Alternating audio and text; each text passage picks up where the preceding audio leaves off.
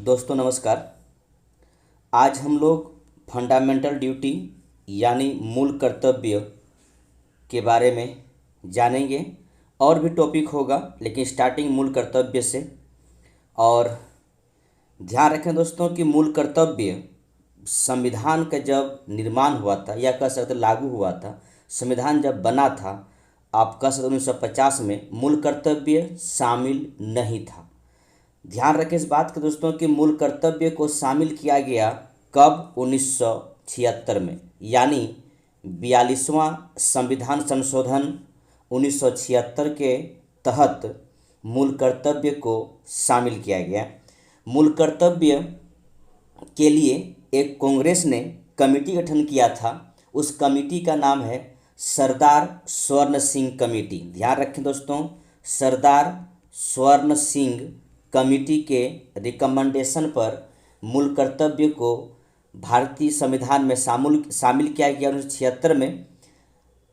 तो याद रखें दोस्तों इस बात को लेकर कि सरदार स्वर्ण सिंह समिति ने 8 मूल कर्तव्य को जोड़ने की बात कहा गया था, लेकिन जब मूल कर्तव्य को संविधान में जोड़ा गया तो 10 मूल कर्तव्य को जोड़ा गया। ठीक है, उस समय 10 मूल कर्तव्यों को जोड़ा गया। एक भाग नया क्रिएट किया गया, भाग 4A। ठीक है, एक अनुच्छेद, एकमात्र अनुच्छेद, वो है 51 का A। ध्यान रखें दोस्तों सब बातें। तो एकमात्र भाग 4 का A और अनुच्छेद एकमात्र 51 का A, और कुल मिलाकर 1976 में 10 मौलिक कर्तव्यों को जोड़ा गया, जबकि स्वर्ण सिंह समिति ने 8 मूल कर्तव्यों को जोड़ने का सुझाव दिया था। ठीक है, और कहा गया कि नागरिकों द्वारा कर अदायगी मूल कर्तव्य भी शामिल था।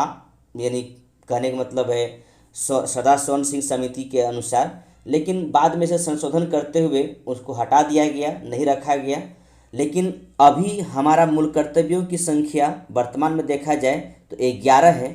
जो एक मूल कर्तव्य बाद में जोड़ा गया, जो 11वां मूल कर्तव्य है, वो ध्यान रखें दोस्तों कब जोड़ा गया, तो ध्यान रखिएगा 86वां संविधान संशोधन 2002 के तहत में ये जोड़ा गया, खासकर कि बच्चों को निःशुल्क शिक्षा या अनिवार्य शिक्षा को इसमें जोड़ दिया गया। ठीक है, तो वर्तमान में कुल मूल कर्तव्यों की संख्या 11 है। फिर से मैं बता रहा हूँ, स्वर्ण सिंह समिति ने 8 मूल कर्तव्य का रिकमेंड किया गया था कि 8 मूल कर्तव्य होना चाहिए। ठीक है, साथ ही साथ स्वर्ण सिंह समिति ने आयकर को भी मूल कर्तव्य में रखा गया था, लेकिन बाद में कर अदायगी को मूल कर्तव्य में रखा गया था, बाद में इसको सरकार ने शामिल नहीं किया। तो स्वर्ण सिंह समिति ने 8 मूल कर्तव्य को 1976 42वां संशोधन के तहत में जोड़ने की बात किया गया, लेकिन सरकार ने जोड़ा कितना? 10 मूल कर्तव्य। वर्तमान में 11 मूल कर्तव्य है और 11वां मूल कर्तव्य 86वां संविधान संशोधन 2002 के तहत जोड़ा गया। ठीक है, एकमात्र भाग 4 का A और एकमात्र अनुच्छेद 51 का A।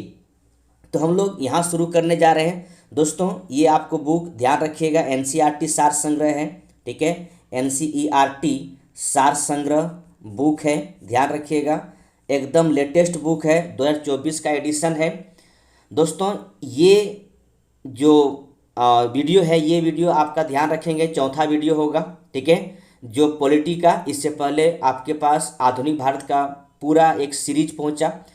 दोस्तों जो नए जुड़ रहे हैं इस चैनल के माध्यम से तो सब्सक्राइब कर लीजिएगा, और पिछला वीडियो आप चाहे प्लेलिस्ट में जाकर आप यही NCERT सार संग्रह लिखा हुआ है वहाँ पे जाएंगे, सारे के सारे वीडियो प्लेलिस्ट में आपको मिल जाएगा और आप देख लीजिएगा। ठीक है, और दोस्तों एक से आपसे रिक्वेस्ट है कि आप लोग लाइक बहुत कम करते हैं, लाइक किया कीजिएगा। ठीक है, चलिए अपने दोस्तों शेयर भी कीजिएगा।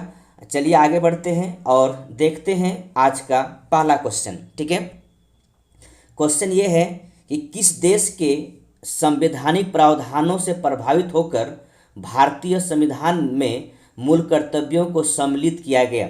जिस देश से प्रभावित होकर सम्मिलित किया गया वो है आपका पूर्व सोवियत संघ, जिसको USSR के नाम से भी जानते हैं। ठीक है, ध्यान रखेंगे USSR, क्योंकि उस समय सोवियत संघ का विघटन नहीं हुआ था, उसे हम USSR के नाम से जानते थे। ठीक है, अगला क्वेश्चन है कि भारतीय संविधान के किस भाग में मौलिक कर्तव्य उल्लेखित है? तो मैंने बताया भाग 4 का ए में उल्लेखित है।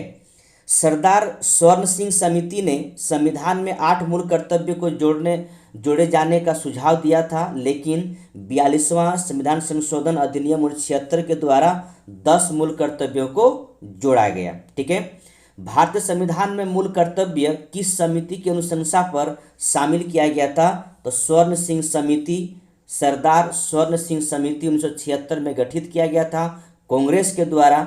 इसी समिति के अनुशंसा पर भारतीय संविधान में मूल कर्तव्य फंडामेंटल ड्यूटी को जोड़ा गया। ठीक है, आगे बढ़ते हैं। भारतीय संविधान में 11वां मूल कर्तव्य को किस संशोधन द्वारा जोड़ा गया? तो 86वां संविधान संशोधन 2002 के तहत में जोड़ा गया। ठीक है, मूल कर्तव्यों को मुख्यतः किन 2 वर्गों में रखा जा सकता है? तो नैतिक कर्तव्य और नागरिक कर्तव्य। कि आपका नैतिक कर्तव्य क्या कहता है और एक नागरिक होने के, भारतीय नागरिक होने का आपका कुछ कर्तव्य है, ये 2 वर्गों में विभाजित कर सकते हैं। ठीक है, मूल कर्तव्यों के अंतर्गत स्वतंत्रता संग्राम के उच्च आदर्शों को सम्मान किस प्रकार का कर्तव्य माना जाता है?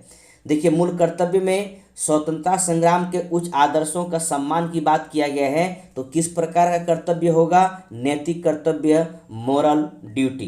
प्राकृतिक, पर्यावरण एवं वन्य जीव संरक्षण भारतीय नागरिकों के मूल कर्तव्यों में से एक है।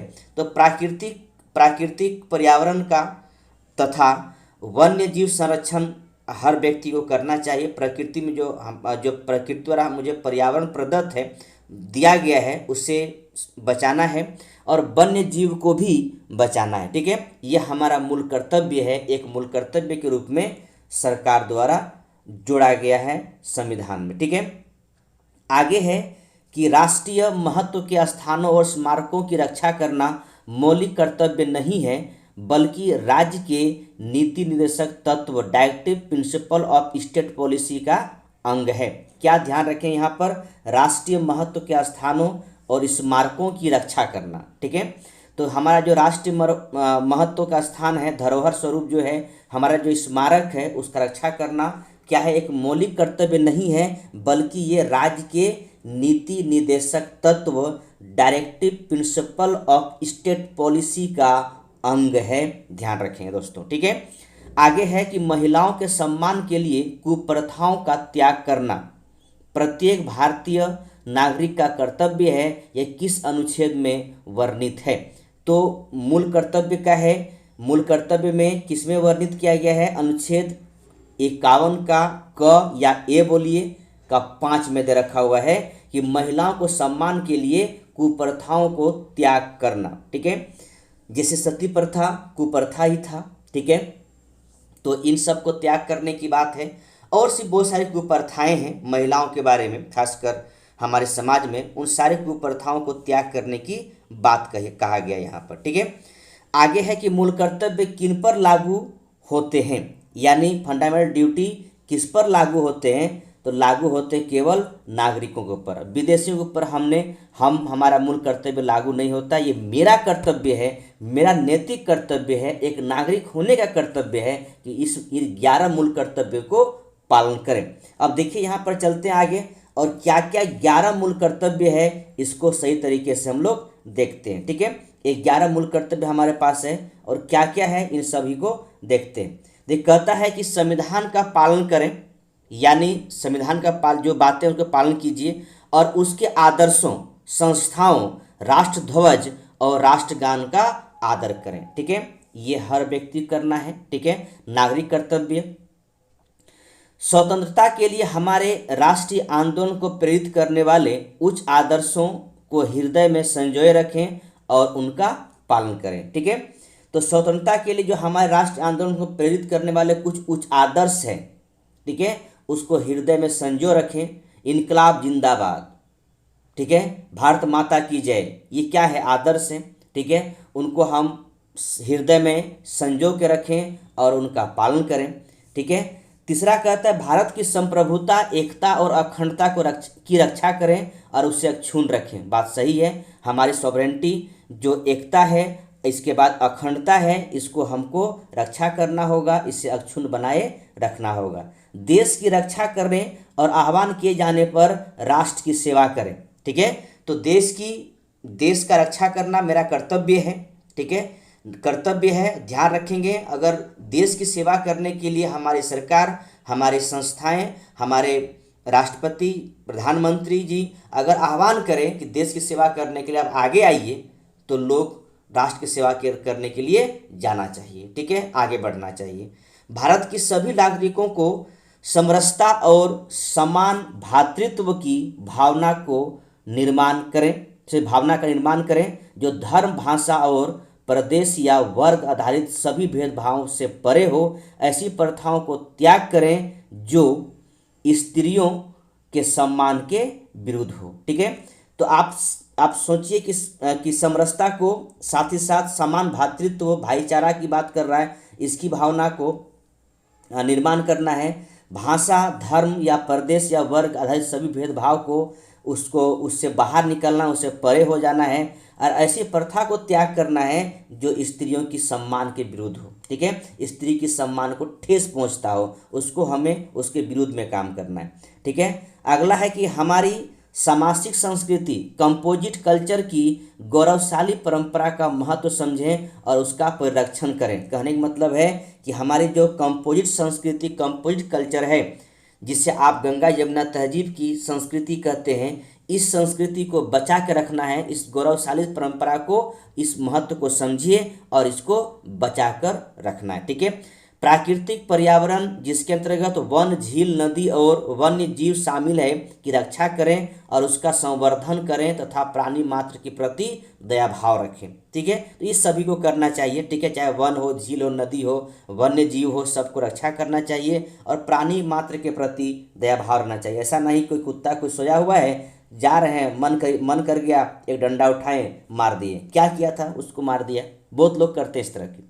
ठीक है, वैज्ञानिक दृष्टिकोण, मानववाद, ज्ञानार्जन तथा सुधार की भावना का विकास करें। ठीक है, तो वैज्ञानिक दृष्टिकोण का विकास करना होगा। ठीक है, या करना चाहिए। मानववाद, ठीक है, मानववाद का विकास होगा या करना चाहिए।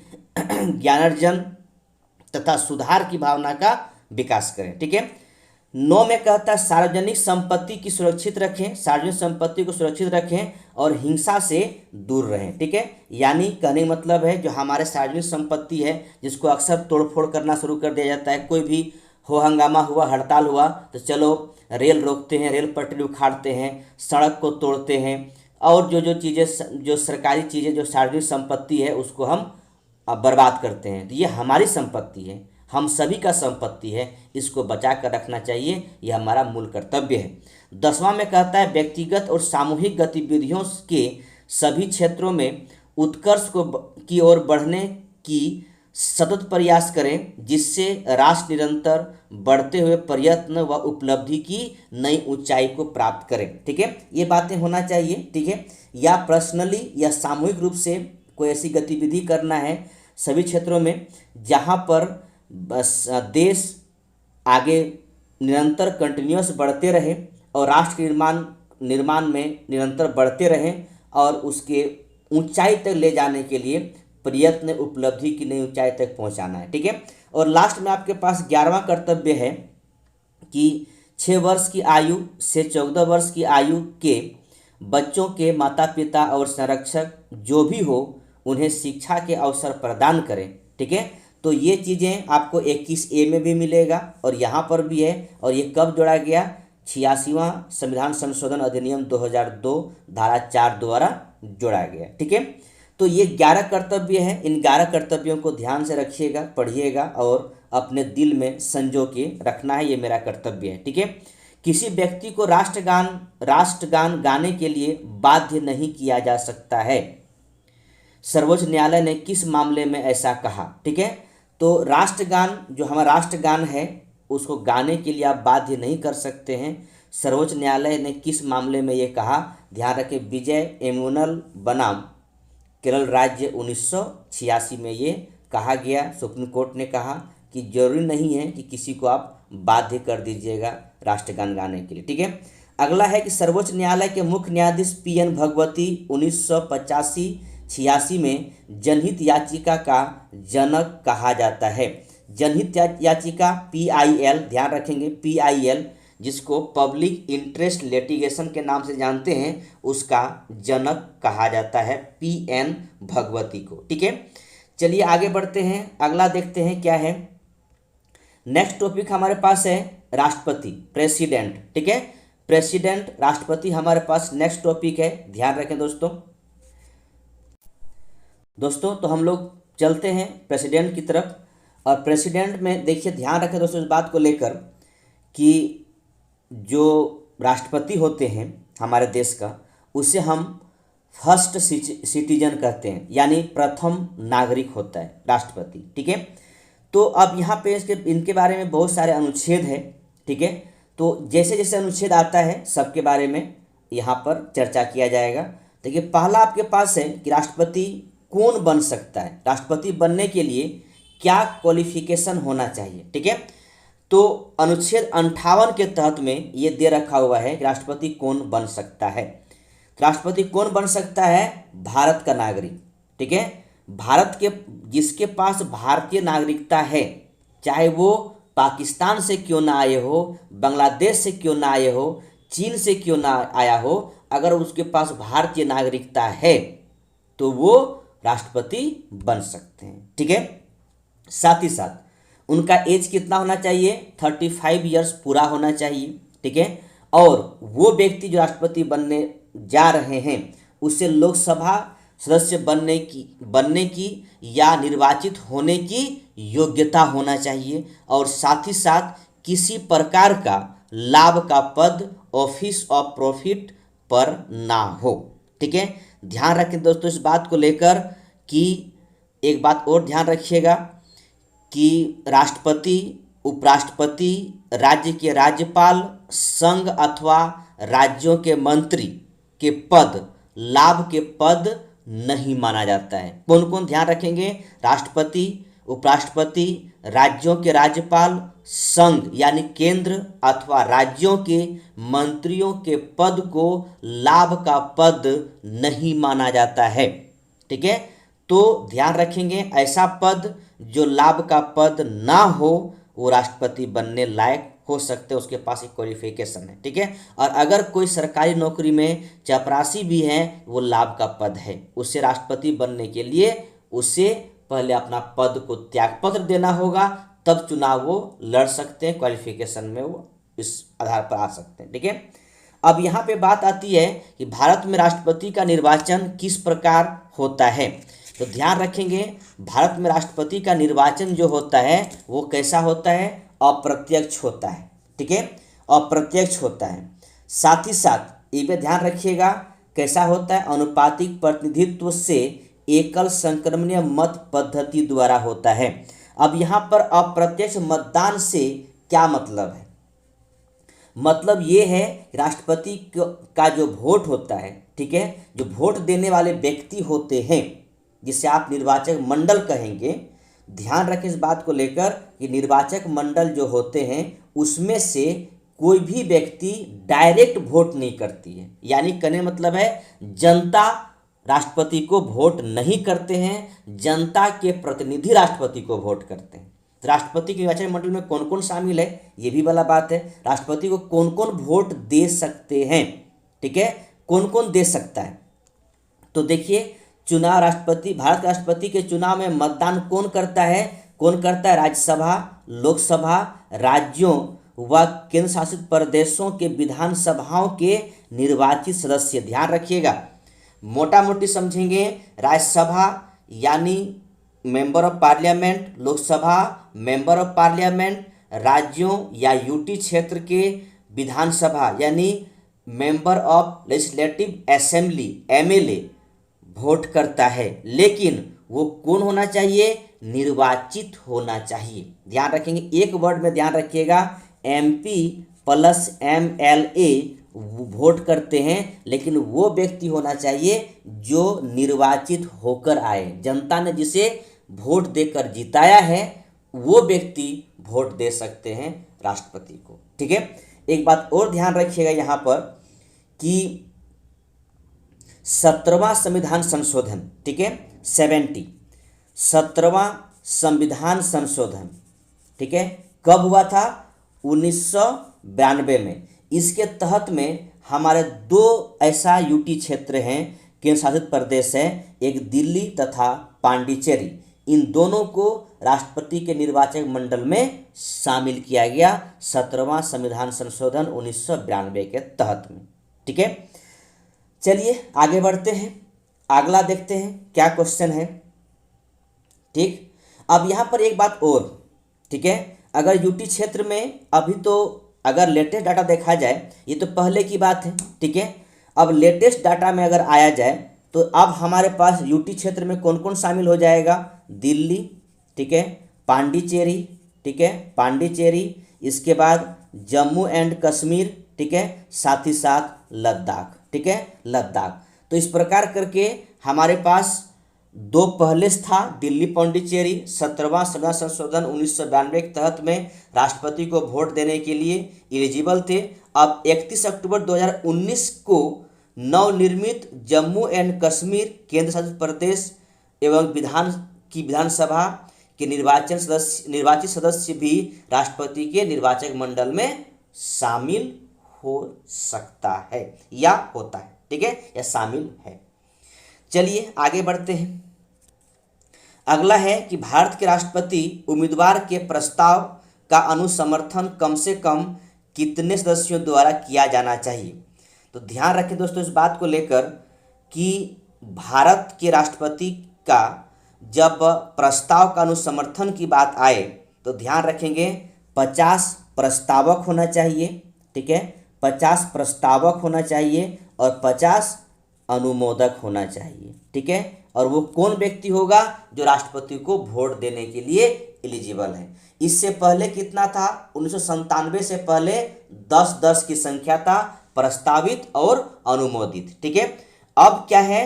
अब प्रस्तावित और अनुमोदित मेंबरों की संख्या 50-50 हो गया है, ठीक है।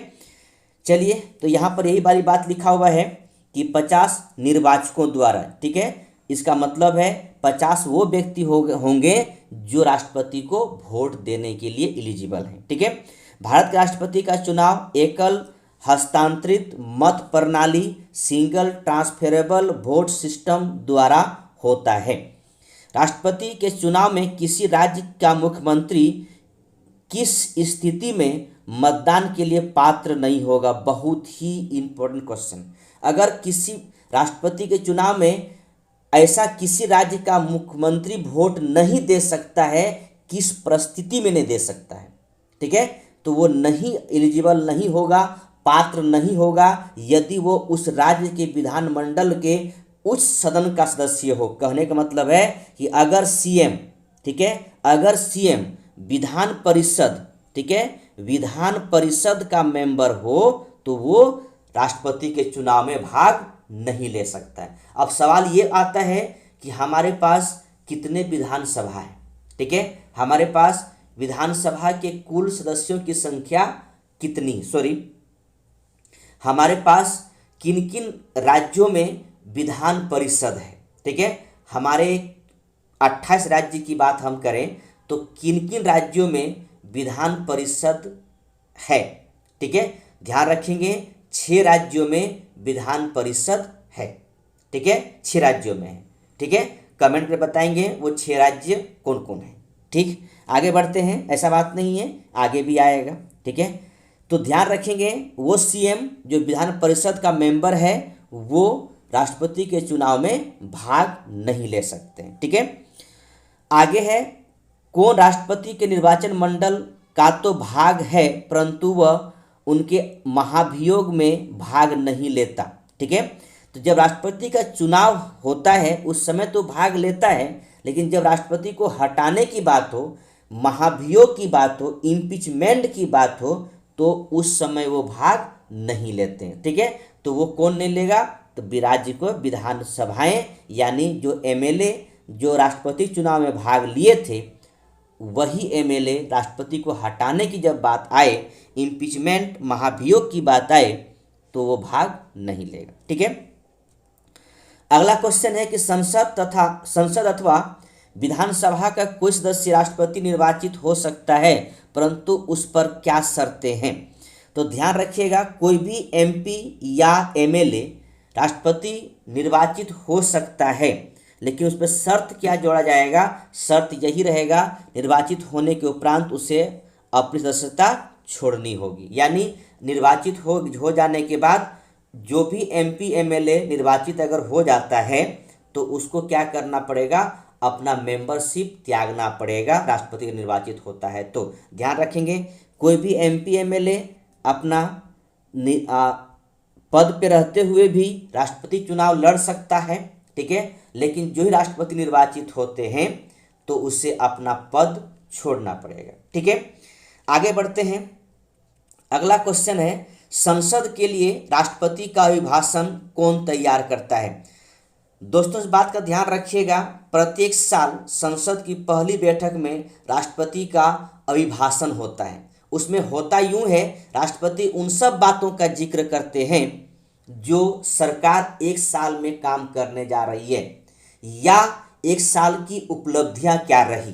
ध्यान रखें, दो बातें हैं, एक साल की उपलब्धियां क्या रही और एक साल में क्या काम करने जा रही है। इसीलिए राष्ट्रपति के पास ये पावर है, शक्ति है कि कभी कभी मंत्रिपरिषद के प्रमुख, यानी कहने का मतलब है प्रधानमंत्री को बुलाकर राष्ट्रपति पूछ सकते हैं कि जो आपने मुझे पढ़वाए थे संसद में वो काम हो रहा है या नहीं हो रहा है, ठीक है। ये पावर है राष्ट्रपति के पास पूछने का। पूछे ना पूछे अलग बात है, ठीक है। अपनी पावर का इस्तेमाल करें ना करें अलग बात है, लेकिन ध्यान रखिएगा, राष्ट्रपति के भाषण का जो तैयार होता है वो कौन तैयार करते हैं, केंद्रीय मंत्रिमंडल तैयार करते हैं अभिभाषण। राष्ट्रपति आकर कुछ नहीं करते, सिर्फ उसको पढ़ने का काम रहता है, ठीक है। अपने मन से एक भी बात नहीं बोलते। कहा जाता है हमारे राष्ट्रपति अपने मन से कोई काम नहीं करते हैं, ठीक है, कोई नहीं काम करते, गलतियां इनसे नहीं के बराबर होती है, ठीक है, ध्यान रखिएगा, ठीक है। जबकि अमेरिका के राष्ट्रपति में हर समय गलतियां नजर आएगी, ठीक है। भारतीय राष्ट्रपति में कुछ गलतियां हो सकती है और ब्रिटेन के राजा में, ब्रिटेन के क्राउन में कोई गलती तो करते ही नहीं है, ठीक है। तो चलिए ध्यान रखिएगा, हम जो राष्ट्रपति अभिभाषण तैयार करते हैं कौन करते हैं, केंद्रीय मंत्रिमंडल, ठीक है। राष्ट्रपति की मृत्यु, पदत्याग अथवा हटाए जाने पर पद की रिक्ति को 6 माह के समय सीमा के भीतर भरना होगा। संजोग मानिए ऐसा भी हो सकता है कि अगर राष्ट्रपति के मृत्यु किसी कारणवश अचानक हो, जैसे जाकिर हुसैन साहब का, ठीक है, या अपना पद त्याग कर दे या उसको इम्पीचमेंट के तहत में महाभियोग लगाकर उसको हटा दिया जाए, तो ध्यान रखिएगा राष्ट्रपति का पद खाली नहीं होता है। उसके जगह में कौन जा सकते हैं, तो वाइस प्रेसिडेंट, ठीक है, यानी उपराष्ट्रपति राष्ट्रपति पद पे काम करेंगे। और जब राष्ट्रपति पद पे काम करेंगे उपराष्ट्रपति, तब तक वो वाइस प्रेसिडेंट के पद पे काम नहीं करेंगे, ठीक है। अगर ये भी पद खाली है तो इसके जगह में सुप्रीम कोर्ट के चीफ जस्टिस काम करेंगे। लेकिन ध्यान रखिएगा कि राष्ट्रपति का चुनाव 6 मंथ के अंदर अंदर हो जाना चाहिए और जो नया राष्ट्रपति आएगा वो 5 साल के लिए कार्यकाल पूरा करेंगे अपना, ठीक है। बचे हुए राष्ट्रपति कार्यकाल पूरा नहीं करेंगे, वो जिस दिन शपथ ग्रहण लेंगे उस समय से लेकर 5 साल तक अपने कार्यकाल पूरा करेंगे, ठीक है। एमपी एमएलए में क्या होता है कि कोई एमपी अगर डेथ कर जाए अपने कार्यकाल के दौरान में, तो वो जो नया एमपी आएगा वो क्या है कि वो उसके कार्यकाल को पूरा करेंगे। यानी मान लिया जाए कि 3 साल के अंदर मतलब किसी एमपी का डेथ हो जाता है, तो वो जो नया एमपी आएगा वो क्या है कि 2 साल के लिए आएंगे। लेकिन राष्ट्रपति में ऐसा होता नहीं है। राष्ट्रपति अगर नया राष्ट्रपति को आते हैं तो वो प्रॉपर 5 साल के लिए काम करेंगे, ठीक है, न कि आपका बचे हुए कार्यकाल के लिए, ठीक है। तो चलिए ध्यान रखिएगा, राष्ट्रपति का अगर इस तरह की हालात में 6 महीने के अंदर अंदर नए राष्ट्रपति का चुनाव हो जाना चाहिए, ठीक है। अगला है कि भारत के राष्ट्रपति चुनाव में उत्पन्न विवाद का निपटारा कौन करता है। तो राष्ट्रपति चुनाव में किसी प्रकार विवाद हो तो ध्यान रखिएगा सर्वोच्च न्यायालय इस चुनावी विवाद का निपटारा करते हैं, ध्यान रखिएगा, ठीक है। अगला क्वेश्चन है कि भारत के राष्ट्रपति को उसके कार्यकाल की समाप्ति से पूर्व किस प्रकार पद से हटाया जा सकता है। तो ध्यान रखेंगे वो एकमात्र प्रकार है महाभियोग। ठीक है, महाभियोग अनुच्छेद ध्यान रखिएगा 61 के तहत में राष्ट्रपति के ऊपर में महाभियोग लाया जा सकता है। ध्यान रखिएगा महाभियोग एक अर्ध न्यायिक प्रक्रिया है जो संसद द्वारा चलाई जाती है। ध्यान रखिएगा। और किसी राष्ट्रपति के ऊपर महाभियोग लाने का एकमात्र मतलब प्रावधान है कि संविधान का अतिक्रमण। ठीक है, वायलेशन एक पद है, एक पद नहीं, सॉरी, वायलेशन एक वर्ड है। ठीक है, अगर कोई राष्ट्रपति संविधान का अतिक्रमण करते हैं तो उसके ऊपर इम्पीचमेंट लाया जा सकता है। और ये आर्टिकल 61 के तहत इम्पीचमेंट किसी भी संसद के किसी भी सदन में ला सकते हैं, चाहे लोकसभा हो चाहे राज्यसभा हो, लेकिन इम्पीचमेंट लाने से पूर्व 14 डेज पूर्व राष्ट्रपति को सूचना देना पड़ेगा कि आपके प्रति इम्पीचमेंट लाया जा रहा है। साथ ही साथ ये भी ध्यान रखेंगे कि जिस सदन द्वारा इम्पीचमेंट लाने का पहल करते हैं उस सदन का 1/4 मेंबर हस्ताक्षर होना चाहिए उस इम्पीचमेंट पर जिस पर राष्ट्रपति को हम भेज रहे हैं 14 डेज पहले। फिर उसी सदन में उस इम्पीचमेंट को लेकर बहस होगी, राष्ट्रपति को अपना बात रखने के लिए दिया जाएगा मौका, और जिस सदन में इम्पीचमेंट लाया गया उस सदन में कुल मेंबर का 2/3 बहुमत से पास करके अगले सदन में भेजा जाएगा। अगले सदन उसको फिर देखेंगे, फिर वहाँ पर भी 2/3 बहुमत से अगर पास हो जाता है तो जिस दिन पास हो गया अगले सदन में उस दिन से राष्ट्रपति को अपना पद से हटना पड़ जाएगा। लेकिन अभी तक किसी राष्ट्रपति को ऐसे हटने का सुअवसर प्राप्त नहीं हुआ है। ठीक है, आगे देखिए क्वेश्चन है कि भारत के राष्ट्रपति को उसके पद से हटाने का अधिकार किसे प्राप्त है? तो संसद को प्राप्त है। ठीक है, चलिए यहाँ पे कुछ अनुच्छेद दे रखा लेकिन उसके ऊपर कुछ क्वेश्चन भी है, उसको देख लेते हैं पहले हम लोग। ठीक है, क्वेश्चन इस प्रकार है, देखिए कि संघ की कार्यपालिका शक्ति किस अनुच्छेद के अंतर्गत राष्ट्रपति में निहित है? तो संघ की कार्यपालिका शक्ति राष्ट्रपति में निहित है, ध्यान रखिएगा, वो अनुच्छेद 53 के तहत। साथ ही साथ एक बात देखिए, यहाँ पर लिखा अनुच्छेद 61 के अंतर्गत राष्ट्रपति पर महाभियोग संसद के किस सदन द्वारा प्रारंभ किया सकता है? तो संसद के किसी भी सदन में प्रारंभ कर सकते हैं, कहीं शुरू कर सकते हैं, राज्यसभा से शुरू कर सकते हैं तो लोकसभा में जाएगी, लोकसभा शुरू कर सकते हैं तो राज्यसभा में जाएगी, यानी किसी भी सदन से आप शुरू कर सकते हैं, कोई दिक्कत नहीं है। ठीक है, अगला चीज़ें हैं, अगला क्वेश्चन है कि भारतीय संविधान के कौन सा अनुच्छेद राष्ट्रपति पद के लिए पुनः निर्वाचित की पात्रता निर्धारित करता है? एक राष्ट्रपति, ध्यान रखिएगा, जब तक चाहे वह पुनः निर्वाचित हो सकते हैं अनुच्छेद 57 के तहत, लेकिन इस प्रकार का सौभाग्य एकमात्र राष्ट्रपति को प्राप्त है जिसे आप जानते हैं, डॉक्टर राजेंद्र प्रसाद जी को। ठीक है, ये 2 बार 2 कार्यकाल तक राष्ट्रपति पद पर बने रहे और आज तक फिर इस प्रकार किसी को बनने का सौभाग्य प्राप्त नहीं हुई है। ठीक है, अगला क्वेश्चन है कि राष्ट्रपति को कोई भी विषय पुनर्विचार के लिए मंत्रिपरिषद को वापस भेजने का अधिकार किस संविधान संशोधन द्वारा प्रदान किया गया? तो राष्ट्रपति एक बार, ध्यान रखेंगे, राष्ट्रपति एक बार कोई भी विधेयक को वापस सदन में भेज सकते हैं, उसे पुनर्विचार करने के लिए भेज सकते हैं। ये कहाँ से मिला? 44वां संविधान संशोधन 1978 के द्वारा, जबकि श्रीमती इंदिरा गांधी के समय में जो 42वां संशोधन हुआ तो उसमें कहा था राष्ट्रपति कोई भी विधेयक को आप वापस नहीं कर सकते। ठीक है, वो बैन कर दिए थे, लेकिन बाद में जनता पार्टी सरकार आई तो 44वां अमेंडमेंट हुआ तो इसमें कहा गया कि नहीं, एक बार आप भेज सकते हैं, लेकिन दोबारा अगर गया तो आपको बाध्य होकर साइन करना पड़ेगा उस विधेयक के ऊपर में। ठीक है, अगला क्वेश्चन है कि भारतीय संविधान ये किस अनुच्छेद के अंतर्गत राष्ट्रपति संसद के दोनों सदनों द्वारा पारित किसी विधेयक पर अपनी स्वीकृति रोक सकते हैं?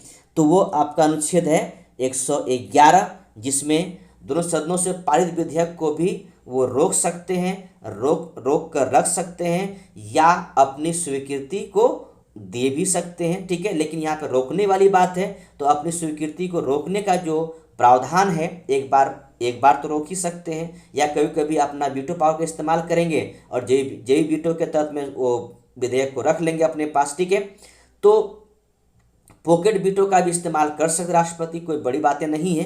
तो ये चीज़ें कहाँ से, तो अनुच्छेद 111 के तहत में। ठीक है, किस अनुच्छेद के अंतर्गत राष्ट्रपति कुछ आकस्मिकताओं में राज्यपाल के कार्यों का निर्वहन हेतु उपबंध कर सकता है।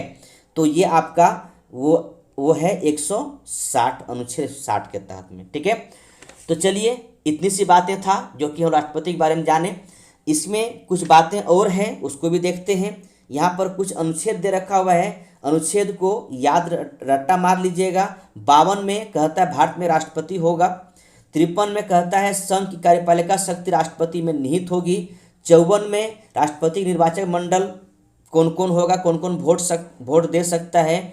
55 में कहता है राष्ट्रपति का निर्वाचन के किस रीति से किया जाएगा। 56 में कहता है राष्ट्रपति का पदावधि कितने दिन का होगा, यानी कितने वर्षों तक राष्ट्रपति अपना पद पर रह सकते हैं। 57 में कहता है पुनः निर्वाचित के लिए पात्रता, यानी पुनः दोबारा निर्वाचित हो सकते राष्ट्रपति। इसके बाद 58 में है राष्ट्रपति निर्वाचित होने के लिए अहर्ताएँ, यानी क्या क्या क्वालिफिकेशन होना चाहिए।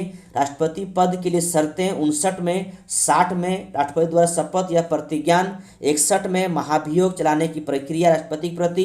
62 में क्या दे रखा हुआ है, 62 में दिया राष्ट्रपति का पद रिक्त होने की स्थिति में उसे भरने के लिए निर्वाचन करने का समय और आकस्मिक रिक्ति को भरने के लिए निर्वाचित व्यक्ति की पदावधि। ठीक है, यहाँ तक। और 72 में कहता है क्षमादान। ठीक है, क्षमादान की बातें हैं। कुछ मामलों में दंडादेश, निलंबन, परिहार या लघुकरण की राष्ट्रपति की शक्तियाँ। ठीक है, तो आप यहाँ पर देखिए, यहाँ पर 2-3 बातें और है। यहाँ पर लिखा हुआ है कि निलंबन हम किसे कहेंगे, ठीक है, परिहार किसे कहेंगे, लघुकरण किसे कहेंगे। ठीक है, राष्ट्रपति के पास क्षमा करने की शक्ति है, क्षमा करने का पावर है, ध्यान रखिएगा।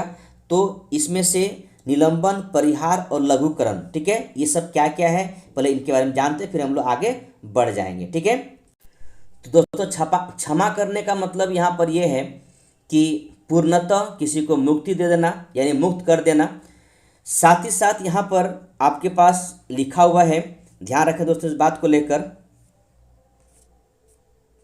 कि यहाँ पर लिखा हुआ है परिहार। ठीक है, परिहार लिखा हुआ है। परिहार का मतलब होता है कि दंड की प्रकृति में परिवर्तन किए बिना दंड की मात्रा को कम किया जाता है। जैसे किसी व्यक्ति को 2 साल का कठोर दंड कारावास दिया गया है, तो दंड की प्रकृति में कोई परिवर्तन किए बिना उसको 2 साल को 1 साल कर दिया जाएगा। वो कठोर कारावास का ही तरह रहेगा। ठीक है, कोई परिवर्तन नहीं किया जाएगा। ठीक है, साथ ही साथ आपके पास लघुकरण दिया हुआ है। लघुकरण का मतलब ये होता है कि दंड की प्रकृति में परिवर्तन करते उसे कम किया जाना, यानी किसी व्यक्ति को 2 साल की कठोर कारावास की सजा दिया गया है तो उसे 1 साल कर देना, और कारावास किस प्रकार कर देना, साधारण कारावास के में बदल देना। ठीक है, इसके बाद एक आपके पास निलंबन दिया हुआ है। निलंबन का मतलब होता है कि मृत्यु दंड को अस्थायी रूप से निलंबित किया जाता है, यानी किसी दोषी व्यक्ति को यदि मृत्यु दंड दे दिया गया है तो उसको क्षमादान या दंडादेश के स्वरूप में परिवर्तन करते हुए कुछ समय के लिए या कुछ समय मांगा जाए, या कह सकते हैं अस्थायी रूप से उसको, अस्थायी रूप से नहीं, अस्थायी रूप से उसको निलंबित करता है मृत्यु दंड को। ठीक है, तो मृत्यु दंड को निलंबित करना अस्थायी रूप से, टेम्पोररी रूप से, ये निलंबन है। परिहार का मतलब है कि किसी व्यक्ति को कारावास की सजा में कोई प्रकृति में बिना चेंज किए हुए कारावास की सजा को कम कर देना। लघुकरण का मतलब है कि कारावास की प्रकृति में चेंज करते हुए उनका कारावास की अवधि को भी कम कर देना। ठीक है, चलिए आगे बढ़ते हैं। 73 में कहता है संघ की कार्यपालिका शक्ति का विस्तार 73वां संविधान संशोधन में है।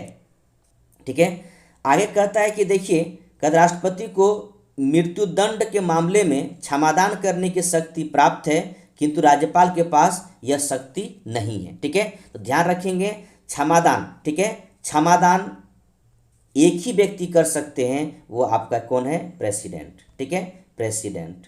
ध्यान रखिएगा, प्रेसिडेंट ही क्षमादान कर सकते हैं, राष्ट्रपति क्षमादान कर सकते हैं, राज्यपाल क्षमा नहीं कर सकते। ठीक है, चलिए आगे बढ़ते हैं। अगला क्वेश्चन है राष्ट्रपति को लेकर ही है कि सर्वोच्च न्यायालय के न्यायाधीश को उसके पद से हटाने का अधिकार किसे प्राप्त है? तो राष्ट्रपति को प्राप्त है। ठीक है, और एक आर्टिकल 143 बचपन में आपने पढ़ा होगा। ठीक है, अनुच्छेद 143 के तहत में, संविधान का अनुच्छेद 143 के तहत में राष्ट्रपति को उच्चतम न्यायालय से परामर्श, ठीक है, कंसल्ट करने की शक्ति प्रदान करता है। ठीक है, अनुच्छेद 143 के तहत में राष्ट्रपति के पास ये शक्ति है कि उच्चतम न्यायालय, सर्वोच्च न्यायालय से परामर्श के लिए परामर्श करने की शक्ति प्रदान है। राष्ट्रपति लोकसभा को भंग कर सकते हैं। कैसे भंग कर सकते हैं? अपने मन से नहीं। कौन कौन अनुशंसा करेगी? तो अनुशंसा करेगी केंद्रीय मंत्रिमंडल की अनुशंसा पर राष्ट्रपति लोकसभा को भंग कर सकते हैं। यानी कह सकते हैं, यहाँ पे कहने का मतलब ये है कि प्रधानमंत्री या उनके मंत्रिपरिषद और अगर अनुशंसा करते हैं कि लोकसभा को भंग कर दिया जाए तो भंग हो सकता है। ठीक है, लोकसभा और राज्यसभा का संयुक्त अधिवेशन किसके द्वारा आहूत किया जाता है? ठीक है, तो ध्यान रखेंगे वह है राष्ट्रपति के द्वारा। अनुच्छेद 108 के तहत में राष्ट्रपति के द्वारा इस शक्ति प्राप्त राष्ट्रपति को कि वो संयुक्त बैठक बुला सकते हैं, लेकिन हर समय नहीं, किसी विशेष प्रयोजन में ऐसा वो करने के लिए अधिकृत हैं। ठीक है, वो संयुक्त बैठक बुला सकते हैं, इसमें कोई दिक्कत नहीं है। ठीक है, अगला है देखिए कि भारत के राष्ट्रपति ने किस एकमात्र मामले में जेबी वीटो, पॉकेट वीटो की शक्ति का प्रयोग किया था? वो था आपका डाकघर, भारतीय डाकघर संशोधन अधिनियम 1986 के तहत। ये एक ऐसा वीटो है, मोटा मोटी मान के चलिए राष्ट्रपति के मुंह पर ताला बंद हो जाता है, वो कुछ नहीं बोलने वाले हैं। ठीक है, ना पास करेंगे, ना वापस करेंगे, ना कुछ करेंगे, चुपचाप अपना पैकेट में भर के रख लिए। ठीक है, उसे हम जेबी वीटो या पॉकेट वीटो के नाम से जानते हैं। ठीक है, अगला है कि भारत के राष्ट्रपति संसद के दोनों सदनों की चर्चा में भाग नहीं ले सकते हैं। ठीक है, या नहीं ले सकता है, तो ध्यान रखिएगा, राष्ट्रपति संसद के दोनों सदनों में चर्चा में भाग नहीं ले सकता है। किसी भौगोलिक क्षेत्र को अनुसूचित क्षेत्र घोषित करने का संवैधानिक अधिकार किसे प्राप्त है? तो राष्ट्रपति को प्राप्त है। ठीक है, राष्ट्रपति ये प्राप्त है कि किसी भौगोलिक क्षेत्र को अनुसूचित, रिजर्व क्षेत्र या कर सकते हैं शेड्यूल्ड एरिया घोषित कर सकते हैं। ये संवैधानिक अधिकार किसको प्राप्त है? राष्ट्रपति को प्राप्त है। अब यहाँ पे बात आती है कि राष्ट्रपति द्वारा नियुक्त अधिकारी किसी नियुक्त कर सकते राष्ट्रपति। ठीक है, नियुक्त करने की शक्ति किन किन अधिकारियों के बारे में है? ठीक है, राष्ट्रपति द्वारा नियुक्त किया जाता है। उसमें देखिए कुछ नाम दे रखा हुआ है, प्रधानमंत्री एवं केंद्रीय मंत्रिमंडल, राज्यपाल, वित्त आयोग व राजभाषा आयोग के अध्यक्ष एवं सदस्य, उच्चतम न्यायालय और उच्च न्यायालयों के न्यायाधीश, भारत के महान्यायवादी तथा नियंत्रक एवं महालेखा परीक्षक, संघ लोक सेवा आयोग के अध्यक्ष एवं सदस्य, मुख्य निर्वाचन आयुक्त एवं अन्य निर्वाचन आयुक्त, राष्ट्रीय मानवाधिकार आयोग के अध्यक्ष एवं सदस्य, अनुसूचित जाति अनुसूचित जनजाति आयोग के अध्यक्ष एवं सदस्य। इसके बाद संघ राज्य क्षेत्र के राज्यपाल अथवा प्रशासक और दिल्ली व पुडुचेरी के मुख्यमंत्री। ठीक है, ये सब जितने भी अधिकारी हैं इन सब को नियुक्ति राष्ट्रपति कर सकते हैं, करते भी हैं, राष्ट्रपति द्वारा होता भी है। ठीक है, वर्तमान में राष्ट्रपति का मासिक वेतन कितना है? ध्यान रखेंगे 5 लाख। ठीक है, वर्तमान में ध्यान रखिएगा राष्ट्रपति का मासिक वेतन प्रति मंथ वेतन 5 लाख है। यदि भारत के राष्ट्रपति का पद रिक्त हो जाए और कोई उपराष्ट्रपति भी ना हो तब कार्यवाहक राष्ट्रपति कौन होगा? ठीक है, ध्यान रखिएगा कि इस स्थिति पैदा हो जाए कि भारत के राष्ट्रपति किसी कारणवश से राष्ट्रपति अगर ना रहे अपने पद पर, ठीक है, किसी कारणवश, ठीक है, और उस समय उपराष्ट्रपति का ही पद खाली हो तो राष्ट्रपति कौन हो सकते हैं। ठीक है, ध्यान रखें दोस्तों इस बात को लेकर।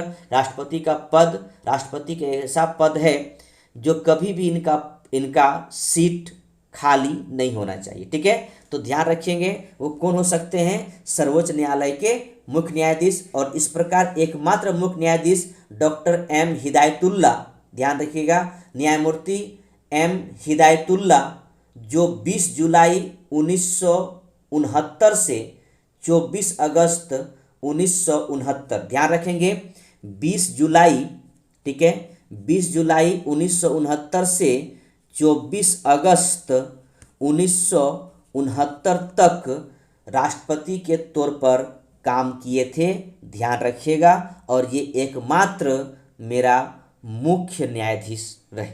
ठीक है, हमारे मुख्य न्यायाधीश रहे जो कि राष्ट्रपति के तौर पर काम किए थे। ठीक, आगे बढ़ते हैं। अगला क्वेश्चन है कि वह राष्ट्र का प्रतिनिधित्व करता है परंतु राष्ट्र का नेतृत्व नहीं करता है, यह उक्ति किस पर लागू होती है।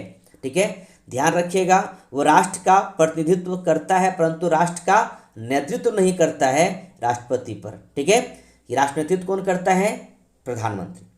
भारत के राष्ट्रपतियों में से कौन बिहार का राज्यपाल रह चुका था। जितने भी राष्ट्रपति अभी तक बने उनमें से 2 व्यक्ति का नाम सामने आ रहा है। पहले तो एक ही व्यक्ति थे, बाद में एक व्यक्ति और जुड़ गए। ठीक है, जो बिहार के राज्यपाल भी रहे थे, जिसमें से एक है डॉक्टर जाकिर हुसैन और सेकंड है श्री रामनाथ कोविंद। ठीक है, अगला क्वेश्चन है, अगले कुछ क्वेश्चन है उसको भी देख लेते हैं राष्ट्रपति के बारे में।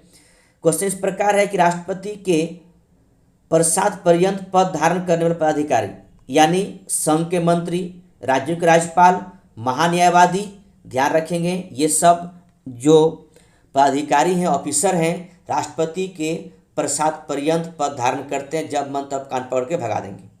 ठीक है, जब राष्ट्रपति जब चाहे तब एक ऑर्डर से इनका पद ध्यान जा सकता है। ठीक है, अगला क्वेश्चन है कि एक विधेयक जो संसद में प्रस्तुत किया जाता है वह किस प्रक्रिया के बाद अधिनियम बन जाता है। ठीक है, तो ध्यान रखिएगा, कोई विधेयक, ध्यान रखिएगा, राज्यसभा और लोकसभा में प्रस्तुत होता है। ठीक है, और वह प्रक्रिया के बाद, यह राष्ट्रपति के हस्ताक्षर के बाद वह अधिनियम कानून बन जाता है। ठीक है, ध्यान रखिए, राष्ट्रपति का साइन होते ही वो अधिनियम बन जाएगा।